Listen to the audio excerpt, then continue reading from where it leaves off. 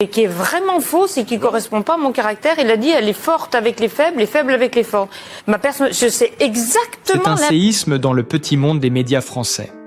Isabelle Morini-Bosc, figure incontournable de RTL depuis 3 décennies, a été évincée sans ménagement. Une décision brutale, tombée comme un couperet, qui a bouleversé les auditeurs fidèles et secoué toute la sphère journalistique.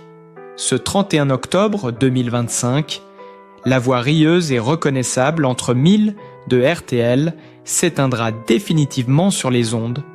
Officiellement, il s'agit d'un départ à la retraite. Officieusement, c'est une mise à la porte. Et la principale intéressée, loin de s'y résigner, vit cette séparation comme une véritable déchirure. Car Isabelle Morini-Bosc, ce n'est pas seulement une chroniqueuse. C'est une mémoire vivante du paysage radiophonique français. Depuis 30 ans, elle incarne cette connivence joyeuse et sincère avec le public. Cette spontanéité rare qui faisait d'elle bien plus qu'une simple journaliste, une complice du quotidien. Pourtant, malgré sa passion intacte et son énergie toujours vibrante, RTL a tranché. L'heure de la retraite martèle la direction. Une fin naturelle selon la hiérarchie, mais une injustice criante selon la principale concernée. Dans une interview au Parisien, elle ne mâche pas ses mots. « Je ne pars pas de mon plein gré ». Derrière cette phrase sobre, on sent tout le poids de la désillusion. À 69 ans, celle qui fêtait encore récemment ses décennies de loyaux services est poussée dehors, comme si l'expérience et la fidélité ne pesaient plus rien face aux impératifs administratifs du groupe M6. Pour Isabelle Morini-Bosc, cette décision est un véritable choc. Elle l'avoue sans détour. Elle vit ce départ comme un déni de départ, comme d'autres font un déni de grossesse. Une formule aussi forte que bouleversante, révélatrice du traumatisme que représente cette éviction. Mais derrière la blessure, une revanche se prépare. Une revanche imparable. Car si RTL l'écarte, Isabelle Morini-Bosc n'a pas dit son dernier mot. Et c'est là que tout bascule. Car Isabelle Morini-Bosc refuse de disparaître en silence. Si RTL ferme la porte, elle choisit d'enfoncer la fenêtre médiatique avec panache. Dans les coulisses, les murmures se font insistants. La journaliste prépare déjà son retour, et pas n'importe comment. Les proches parlent d'une revanche douce mais imparable, d'une manière bien à elle de reprendre la main sur une histoire qu'on voulait clore, sans son accord. Il faut dire qu'Isabelle n'a jamais été du genre à s'effacer. Cette voix singulière, ce rire cristallin, cette manière d'interrompre avec spontanéité les plus grands noms du PAF, tout cela appartient à un patrimoine affectif que l'on ne balaie pas d'un trait administratif. Depuis son éviction, elle enchaîne les appels, les propositions, les soutiens inattendus. Certains producteurs voient déjà en elle une chroniqueuse libérée, prête à dire tout haut ce que beaucoup taisent. D'autres évoquent une présence renforcée dans « Touche pas à mon poste », émission où sa verve et son franc-parler font mouche à chaque apparition. Ce départ forcé pourrait bien se transformer en tremplin spectaculaire. Car Isabelle, loin de s'effondrer, transforme sa colère en énergie. « On m'a poussé vers la sortie, mais on ne m'a pas fait taire », confie-t-elle à ses proches. Dans les studios, on murmure que son dernier jour d'antenne promet d'être historique.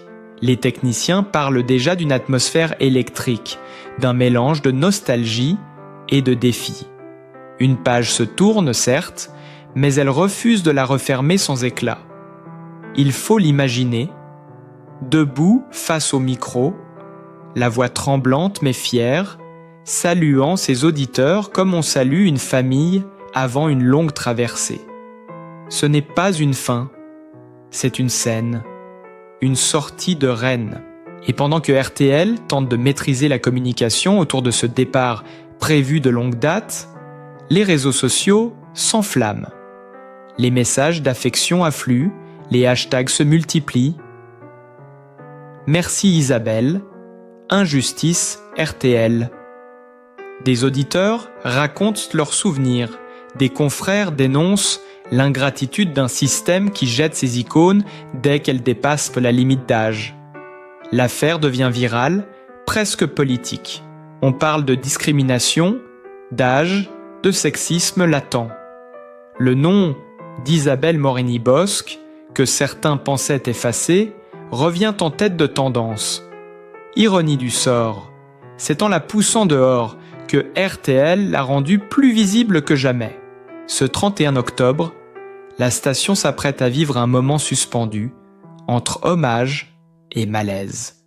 Car derrière les sourires forcés, chacun sait qu'il assiste à quelque chose de plus grand qu'un simple départ. La chute d'une institution et peut-être la naissance d'une légende vivante. Et pourtant, Isabelle Morini-Bosc ne s'est pas rendue sans combattre. Dans les jours précédant l'annonce officielle, la journaliste a tout tenté, multipliant les réunions, les appels, les lettres. RTL voulait la voir partir, mais elle s'accrochait à son micro comme à une bouée. Son bureau, resté allumé tard dans la nuit, témoignait de cette résistance silencieuse.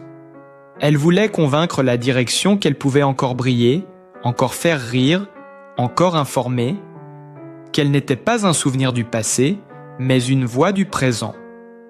J'étais faite pour faire comme Philippe Bouvard. Être à l'antenne jusqu'à mes 90 ans, a-t-elle lancé, le regard déterminé. Pour elle, quitter la radio, c'est un peu comme éteindre une partie d'elle-même. Alors, quand l'administration lui a parlé de limite d'âge, elle a riposté par ce qu'elle appelle, en souriant, son coup de poker médical. Elle a demandé à son médecin un certificat prouvant que son corps avait 20 ans de moins que son âge officiel. Un geste à la fois touchant et désespéré, comme une ultime preuve d'amour à son métier. C'est mon médecin qui me l'a dit, répète-t-elle, avec cette fierté un peu malicieuse qui n'appartient qu'à elle. Mais le groupe M6, implacable, n'a rien voulu entendre. Ce certificat ne tient pas auprès du service des ressources humaines, lui aurait-on répondu d'un ton froid, presque administratif. À cet instant, tout s'est effondré. Les mots bureaucratiques ont remplacé les rires radiophoniques et dans le couloir, elle aurait murmuré « Ils oublient que je suis née avec un micro dans les mains ». Ses proches racontent qu'elle a gardé son calme. Mais ses yeux, eux, trahissaient une immense tristesse. Pourtant, même au bord de la rupture, elle continuait de plaisanter, de distribuer des sourires à ses collègues, comme si rien ne pouvait l'abattre. Dans son cœur, la radio reste une flamme indomptable, et quand on la connaît, on devine qu'elle n'a pas dit son dernier mot. Contre toute attente, la chute d'Isabelle Morini-Bosc n'aura pas duré longtemps. Alors que beaucoup l'imaginaient en retrait, blessée, loin des projecteurs, la journaliste prépare déjà son retour, et quel retour! Car si la porte de RTL s'est refermée dans un fracas médiatique, une autre, plus scintillante, s'est ouverte juste à côté, au sein même du groupe M6. Ironie du sort ou coup du destin? Peu importe, Isabelle revient, et cette fois devant les caméras, selon les informations du Parisien, elle fera bientôt partie du casting de la célèbre émission Les Traîtres, présentée par Éric Antoine. Le programme culte, mêlant stratégie, psychologie et trahison, s'apprête à accueillir celle que l'on croyait évincée pour de bon. Une transition presque théâtrale. Passer du micro au regard, de la radio à la télévision, c'est comme si Isabelle transformait sa blessure en jeu. Elle, qui depuis 30 ans décryptait les coulisses du spectacle, se retrouve désormais au centre du scénario. Et l'annonce a fait l'effet d'une bombe. Les fans s'enflamment. Comment va-t-elle se comporter dans cet univers de manipulation? Sa franchise légendaire résistera-t-elle aux mensonges calculés du jeu? D'autant que l'émission, La saison précédente a vu triompher un trio explosif, Marlène Schiappa, Christine Bravo et Théo Fernandez. Cette fois encore, le casting promet des étincelles et la présence d'Isabelle ajoute une dimension inédite, celle d'une femme blessée mais debout, prête à retourner la situation à son avantage, dans les locaux de M6. On parle déjà d'un coup de maître. Certains y voient une opération d'image, une façon habile pour la chaîne de conserver un visage aimé du public tout en lui offrant un nouveau terrain de jeu. D'autres, plus romantiques, y voient une revanche éclatante, celle d'une journaliste qu'on croyait finie et qui finalement renaît sous une autre lumière. Le tournage devrait débuter avant les fêtes de fin d'année. Et déjà dans les couloirs, une rumeur circule. Isabelle Morini-Bosc ne sera pas la même que celle qu'on croyait connaître. Avant d'être cette figure médiatique, chahutée par le temps et les décisions hiérarchiques, Isabelle Morini-Bosc a d'abord été une passionnée, une amoureuse viscérale de la radio et de la télévision. Son histoire avec RTL ne s'est pas construite en un jour, mais au fil de milliers d'émissions, de débats enflammés, de fous rires partagés et de moments de grâce qui ont marqué des générations d'auditeurs. Tout a réellement commencé dans les années 1990, lorsque sa voix, à la fois vive et familière, a commencé à résonner chaque matin dans les foyers français. À cette époque, elle s'impose rapidement comme une signature à part, reconnaissable entre toutes.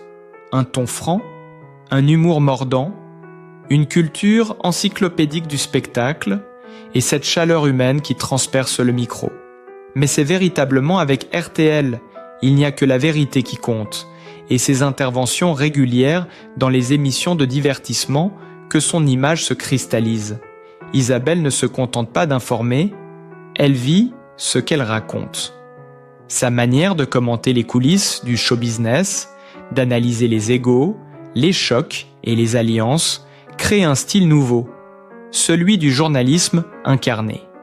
Elle ne cache pas ses émotions, rit aux éclats, s'indigne, s'émeut, un mélange explosif qui fait mouche. Le public ne l'écoute pas seulement, il la ressent, sa notoriété explose véritablement quand elle rejoint les grosses têtes, l'émission culte de Philippe Bouvard, puis de Laurent Ruquier.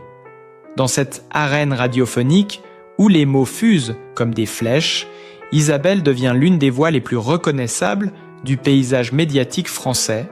On la surnomme la mémoire du PAF, celle qui connaît les moindres secrets des plateaux, les amitiés et les rivalités du petit écran. Entre 2 blagues et 3 anecdotes, elle impose une présence vive, féminine, mais sans complaisance. Ses échanges avec Bouvard, puis avec Ruquier, sont devenus mythiques, parfois piquants, souvent hilarants, toujours sincères. En parallèle, la télévision s'empare d'elle. Isabelle multiplie les apparitions sur Touche, Pas à mon poste, C8, où son franc-parler tranche avec les discours formatés. On y découvre une autre facette d'elle, la passionnée, indomptable, capable de défendre un artiste, une émission, ou de s'opposer fermement à la critique sans jamais perdre le sourire. C'est cette authenticité-là qui fait d'elle une figure unique. Elle n'a pas besoin de séduire. Elle existe, pleinement, intensément. Et puis, il y a eu ce livre publié à la fin des années 2000, où elle raconte les coulisses de la télévision française, ses illusions et ses vérités. Un ouvrage à son image, lucide, drôle, un peu caustique. Ce texte devient une référence dans le milieu, tant pour sa franchise que pour sa tendresse envers ce monde qu'elle aime malgré tout. Les journalistes y puisent des confidences, les auditeurs y retrouvent sa voix, et le public comprend enfin d'où vient cette passion sans fin pour les médias. Au fil des ans, Isabelle Morini-Bosc est devenue plus qu'une chroniqueuse. Elle est devenue une institution. Une femme que l'on cite, que l'on imite, que l'on écoute. une personnalité capable de traverser les époques sans jamais perdre sa spontanéité. Même lorsqu'elle se trompe, elle le fait avec panache. Son rire, ce rire inimitable, est devenu un repère sonore dans l'univers de la radio française, presque un patrimoine culturel.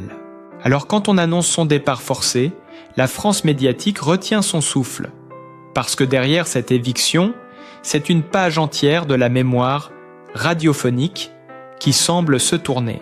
Mais pour ceux qui connaissent d'Isabelle, il ne s'agit pas d'une fin, car la femme qui a su, pendant 30 ans, faire vibrer les ondes et les cœurs, ne sait tout simplement pas s'arrêter de raconter. Bien avant les micros, les plateaux télé et les projecteurs, il y a eu une enfance rude, pleine de silence et de volonté. Isabelle Morini-Bosc n'est pas née dans le confort des grandes familles parisiennes. Elle a grandi dans le sud, à Alès, dans un environnement modeste où chaque jour avait le goût du combat. Son accent du Midi, qu'elle n'a jamais cherché à gommer, vient de là, d'une terre chaude, rude et vraie, où les mots sont aussi tranchants que le soleil. Très tôt, elle apprend que rien ne s'obtient sans effort. Ses parents, issus d'un milieu simple, lui transmettent une éducation rigoureuse, presque austère, mais fondée sur une valeur essentielle, le travail comme ascenseur social. Petite, Isabelle était déjà fascinée par les voix, pas encore celles de la radio, mais celles du marché, des voisins, de la rue. Elle observait, écoutait, enregistrait tout. Il y avait dans son regard une curiosité constante, une soif d'histoire à raconter. Mais derrière cette curiosité se cachait aussi une enfance marquée par la timidité et la différence. À l'école, son franc-parler et son tempérament passionné détonnent. On se moque parfois de son accent, de sa vivacité, de son rire trop sonore. Pourtant, elle ne plie pas. Elle répond, argumente, défend son point de vue. Déjà, la future journaliste se dessine, une femme qui ne se taira jamais, même face à la majorité. Les années passent, et la jeune Isabelle s'enferme souvent dans les livres. Elle lit tout ce qu'elle trouve, les journaux locaux, les classiques de la littérature, les biographies d'artistes. Son refuge, c'est la culture. Dans ces pages, elle découvre un autre monde, plus vaste, plus libre. À 12 ans, elle confie à sa mère « Un jour, je parlerai à la radio ». Une phrase que personne ne prend vraiment au sérieux. Pourtant, au fond d'elle, elle sait déjà que son destin se jouera là. Dans la voix, dans la parole, son adolescence est une période de contraste. D'un côté, la rigueur familiale, les études exigeantes, les restrictions économiques. De l'autre, un désir brûlant d'expression, une envie de sortir du cadre. Elle travaille dur, multiplie les petits boulots, écrit pour des journaux scolaires, s'essaye à la critique culturelle avant même d'avoir 18 ans. Cette énergie, presque fébrile, intrigue ses professeurs. Elle a le feu dans les yeux, dira un d'entre eux. Puis vient le moment du départ. Quitter Alès, quitter sa région, c'est pour elle une déchirure et une libération. Elle monte à Paris avec une valise, quelques économies et une idée fixe. Devenir journaliste coûte que coûte. Les débuts sont difficiles, presque cruels. Les rédactions sont fermées, les portes lourdes à pousser, les refus nombreux. Mais Isabelle persiste, inlassablement. Elle apprend à observer, à se taire quand il faut écouter, à parler quand il faut oser. Chaque obstacle devient une leçon, chaque échec une marche vers la suite. C'est dans ces années de galère que se forge son tempérament indestructible, cette capacité à sourire même dans la tempête, cette ironie qui deviendra plus tard sa marque. Ceux qui l'ont connue à cette époque racontent une jeune femme pleine de doutes, mais animée d'une conviction absolue. La parole a un pouvoir et elle en fera son arme. Rien dans son enfance ne la prédestinait à devenir l'une des voix les plus célèbres du paysage médiatique français. Et pourtant, c'est précisément ce passé fait de lutte, de manque et de résilience qui a façonné la femme forte, libre et passionnée qu'Isabelle Morini-Bosc deviendra plus tard. Derrière la femme de médias flamboyante, il y a une Isabelle Morini-Bosc, profondément humaine, pudique et farouchement fidèle à ses racines. Si le public connaît son rire, son franc-parler et son énergie, peu savent ce qu'elle protège avec une pudeur rare, sa vie personnelle. Loin des plateaux et des micros, Isabelle mène une existence calme, structurée autour de valeurs simples et d'un cercle intime qu'elle garde jalousement à l'abri du tumulte médiatique. Elle partage sa vie depuis de nombreuses années avec son mari, un homme discret, étranger au monde de la télévision, qu'elle évoque toujours avec tendresse. « Il m'apaise », confiait-elle un jour dans une interview. Lui, c'est l'ancrage, la stabilité. Elle, c'est la tornade. Ensemble, ils forment un duo équilibré, une complémentarité rare dans un univers où l'ego prend souvent le dessus. Le couple vit entre Paris et le Sud, oscillant entre la frénésie des studios et la douceur de leur maison de famille, nichée dans un coin tranquille de Provence. Là, Isabelle retrouve le goût des choses simples. La cuisine, les livres, la lumière du soir sur les oliviers. Cette maison, elle y tient comme à un trésor. C'est là qu'elle se ressource, qu'elle écrit, qu'elle prépare parfois ses chroniques. Les murs y respirent la mémoire et les rires. Les photos racontent des décennies de complicité et de travail. C'est aussi là qu'elle accueille ses proches, notamment son fils unique, le grand amour de sa vie. Peu de gens connaissent d'Ami son prénom, car Isabelle l'a toujours tenu éloigné des projecteurs. Elle veut qu'il vive sans le poids de son nom, qu'il trouve son propre chemin. Je n'ai pas voulu qu'il soit le fils de « je voulais qu'il soit lui-même », dira-t-elle un jour avec émotion. Mère attentive, mais jamais étouffante, elle a transmis à son enfant le même goût du travail bien fait, la curiosité et la liberté de penser. Leur lien est fort, tissé de respect et d'admiration mutuelle. Quand elle parle de lui, son ton change. La journaliste disparaît, ne reste que la mère. « C'est mon équilibre, ma plus belle réussite », dit-elle souvent. Ce fils, c'est son ancrage dans le réel, celui qui lui rappelle, quand la tempête médiatique devient trop bruyante, ce qui compte vraiment. Dans la vie quotidienne, Isabelle cultive une routine étonnamment simple. Pas d'extravagance, pas de luxe ostentatoire. Elle aime la lecture du matin, les promenades à pas lents dans les marchés provençaux, le café noir pris seul en terrasse. Ceux qui la croisent dans son quartier parisien sont souvent surpris par sa simplicité. La même femme qui fait rire des millions d'auditeurs se fond dans la foule, cheveux au vent, un livre sous le bras. Sa maison, à Paris comme dans le Sud, respire la vie. Des piles de journaux s'amoncellent sur la table, des carnets de notes remplis d'idées traînent un peu partout. C'est un désordre organisé, à son image, vivant, passionné, sincère. Et toujours, la radio qui joue, en fond, comme une respiration naturelle. Même loin des studios, elle ne peut s'empêcher d'écouter, d'analyser, de vibrer au son des voix qu'elle aime.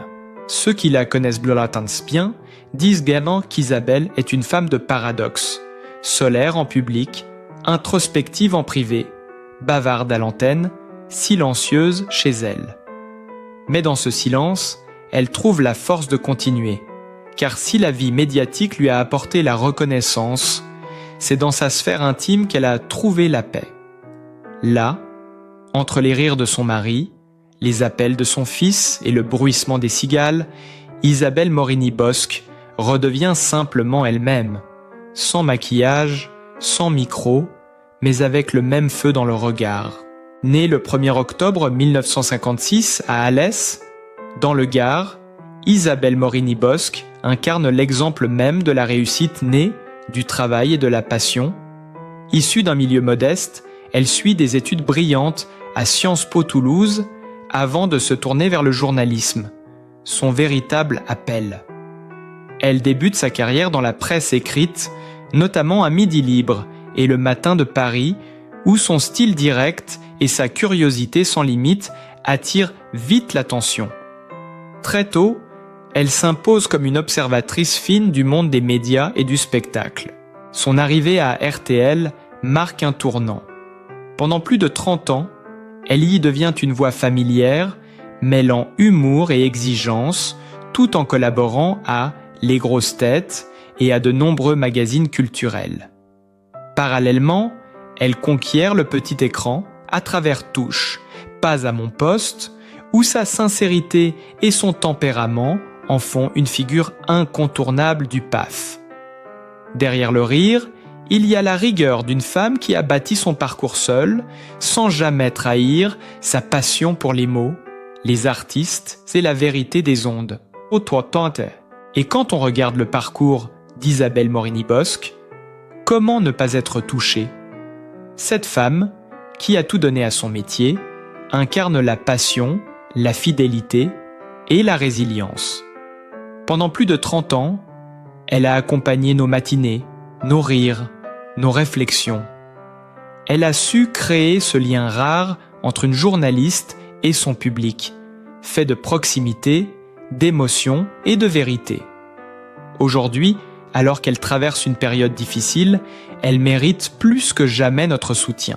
Si vous aussi, vous avez grandi avec sa voix, si son rire a un jour illuminé votre journée, montrez-lui que vous êtes là. Laissez un commentaire pour lui dire merci, partagez cette vidéo pour que son histoire continue de vivre. Et surtout, abonnez-vous à la chaîne pour ne rien manquer de la suite.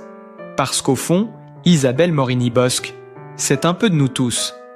La preuve qu'on peut tomber, se relever et continuer à briller. Alors, un like, un mot, un geste, c'est notre manière à nous de lui rendre tout ce qu'elle nous a offert.